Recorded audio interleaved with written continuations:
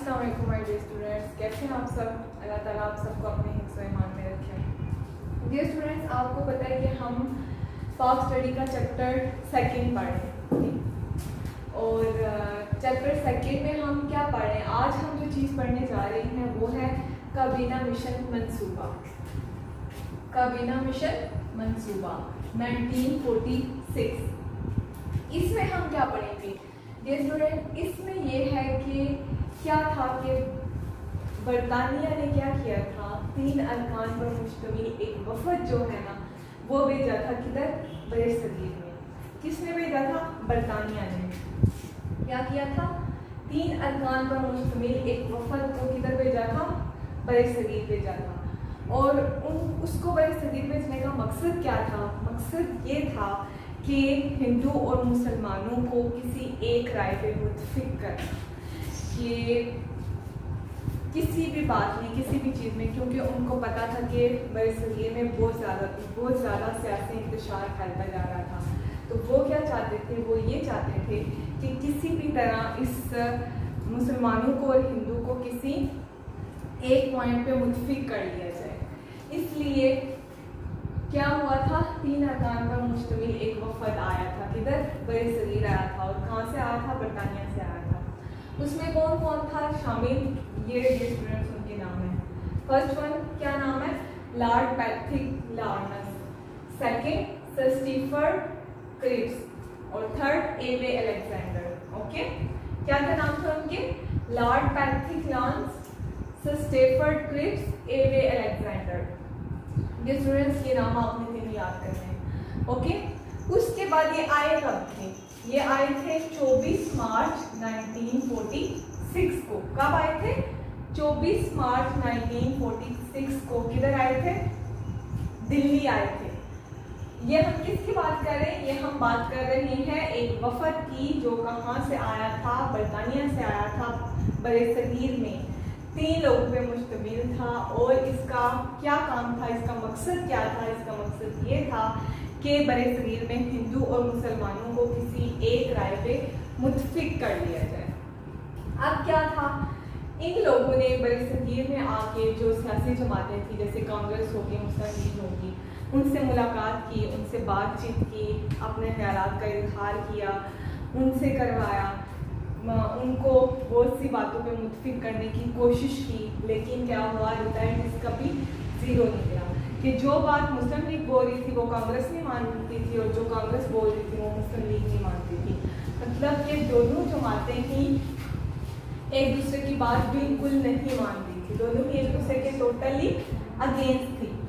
تو پھر کیا ہوا؟ پھر یہ ہوا کہ کابینہ مشن کی تجاویز، پھر انہوں نے پہلے تو کافی کوشش کی لیکن کسی بھی بات پہ متفق نہیں ہو سکی کہ کانگریس جو ہے وہ مسلم لیگ کی بات نہیں سن رہی تھی اور مسلم لیگ کانگریس کی بات نہیں سن رہے تھے، کسی بھی رائے پہ وہ متفق نہیں تھے۔ تو پھر کیا ہوا؟ پھر کابینہ مشن پلان کی تجاویز پیش کی گئی۔ اب یہ تجاویز کیا تھی اسٹوڈنٹس؟ یہ ہم ڈسکس کرتے ہیں۔ اس میں کیا تھا؟ سب سے پہلی بات یہ تھی کہ 16 مئی 1946 کو کابینہ مشن نے اپنی طرف سے تجاویز پیش کی تھی۔ کب پیش کی تھی؟ 16 مئی 1946 کو۔ 1946 کو بھی کیا پیش کی تھی؟ تجاویز پیش کی تھی۔ کس کی طرف سے؟ یہ جو وفد آیا تھا، ٹھیک ہے۔ اس کے بعد اس میں تھا کیا؟ اس میں یہ تھا کہ بر صغیر کو ایک یونین کی شکل دی جائے۔ پہلی بار اسٹوڈنٹس غور سے سننا، اوکے؟ بر صغیر کو ایک یونین کی شکل دی جائے گی، اس میں کئی صوبے اور ریاستیں شامل ہوں گی اور اس کے پاس دفاع، خارجہ پالیسی اور مواصلات کے شعبے ہوں گی۔ دوبارہ سے میں ریپیٹ کرتی ہوں، کیا بات تھی؟ یہ ہم پہلی تجاویز کی بات کر رہے ہیں، ٹھیک ہے۔ پہلی تجویز ان کی یہ تھی کہ بر صغیر کو ایک کیا ہوگا؟ یونین کی شکل دی جائے گی، اور کیا ہوگا؟ اس میں کئی صوبے اور ریاستیں شامل ہوں گے اور اس کے پاس دفاع پہلی چیز، دوسری خارجہ اور تیسری پالیسی اور مواصلات کے شعبے ہوں گے۔ یہ اسٹوڈنٹس دوسری جو تجویز تھی وہ یہ تھی کہ صوبوں کو مندرجہ ذیل 3 گروپوں میں تقسیم کیا جائے گا۔ اب کون سے 3 گروپ تھے؟ یہ کس کی بات ہوئی تھی کہ صوبوں کو کس میں تقسیم کیا جائے گا؟ 3 گروپوں میں، ٹھیک ہے۔ اس میں گروپ پہلا کون سا تھا؟ گروپ اے، ٹھیک ہے۔ گروپ اے میں کون کون سے تھے؟ بمبئی، مدارس، اڑیسہ، ٹھیک ہے. گروپ بی میں کیا تھا؟ پنجاب، سرحد، سندھ، بلوچستان. اور گروپ سی میں کون تھا؟ بنگال اور آسام. یہ اسٹوڈینٹس دوبارہ سے ریپیٹ کرتی ہوں، 3 گروپ بنائے گئے تھے. یہ ایک تجویز تھی کس کی طرف سے؟ کابینہ مشن کی طرف سے.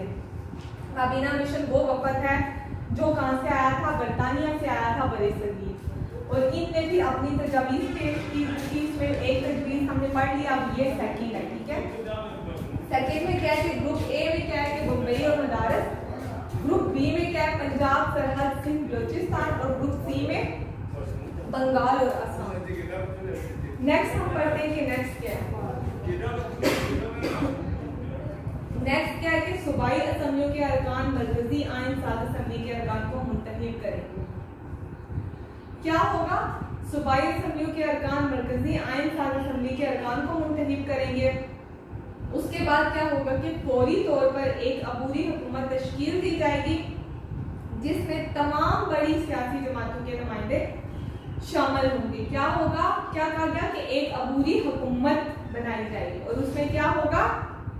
تمام بڑی سیاسی جماعتوں کے نمائندے شامل ہوں گے.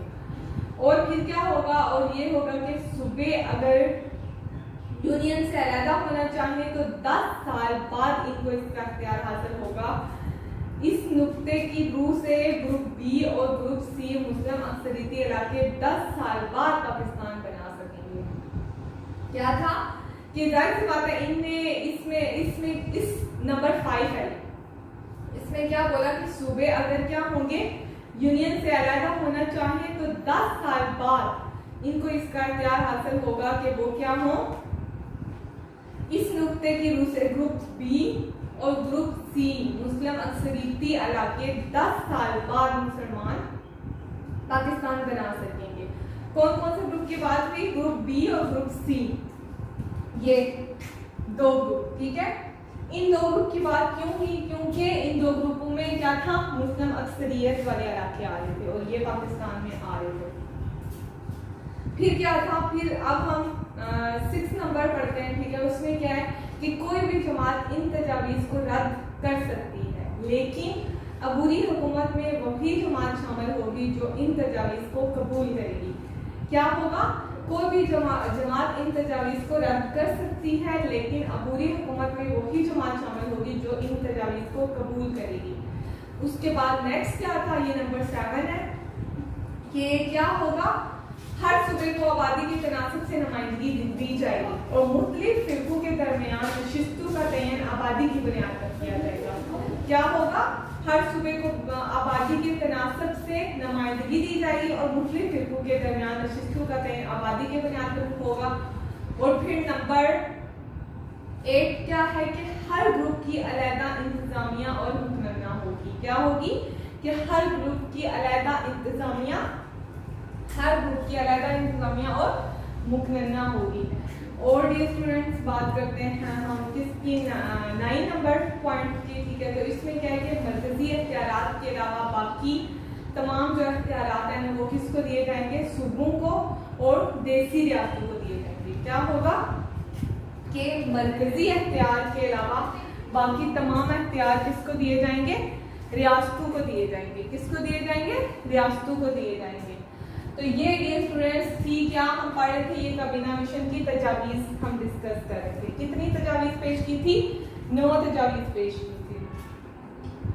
اور ان تجاویز کو انہوں نے کیا کہا تھا کہ اگر ان تجاویز میں جو ایک سب سے خطرناک بات تھی وہ یہ تھی کہ کیا تھا کہ مسلمان پھر 10 سال تک پاکستان نہیں بنا سکتے تھے.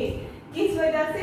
اگر وہ کیا کرے، اگر وہ گروپ سے کیا کر لیں، اگر وہ یونین سے علیحدہ ہو جائیں تو پھر کیا ہوگا؟ 10 سال ان کو اس کا اختیار حاصل نہیں ہوگا کہ وہ اپنا ایک الگ ملک بنا سکیں. تو ڈیئر اسٹوڈنٹس ہم کیا پڑھ رہے تھے؟ ہم نے آج ڈسکس کیا کابینہ مشن منصوبہ. اور یہ کب ہوا تھا؟ یہ ہوا تھا 1946 میں. اور اس میں تھا کیا؟ اس میں سب سے پہلے جو چیز آپ کو پتا ہونی چاہیے وہ یہ ہے کہ 3 ارکان پر مشتمل تھا. یہ ایک وفد تھا جو کہاں سے آیا تھا؟ برطانیہ سے آیا تھا. کدھر؟ برصغیر میں آیا تھا. اور کس مقصد کے لیے آیا تھا؟ اس کا آنے کا مقصد یہ تھا کہ برصغیر میں جو سیاسی جماعتیں ہیں ان کے ساتھ بات کی جائے، ڈسکس کیا جائے اور انہیں کسی ایک پوائنٹ پر متفق کیا جائے، ان کی رائے ایک پوائنٹ پر کیا کی جائے، متفق کی جائے. اس لیے یہ لوگ آئے تھے. ان کے نام کیا کیا تھے؟ لارڈ پیٹرکلانس، سر اسٹیفرڈ کرپس اور ایوے الیگزینڈر. اور یہ آئے کب تھے؟ یہ آئے تھے 24 مارچ 1946 کو. اور کدھر آئے تھے؟ دلی میں آئے تھے.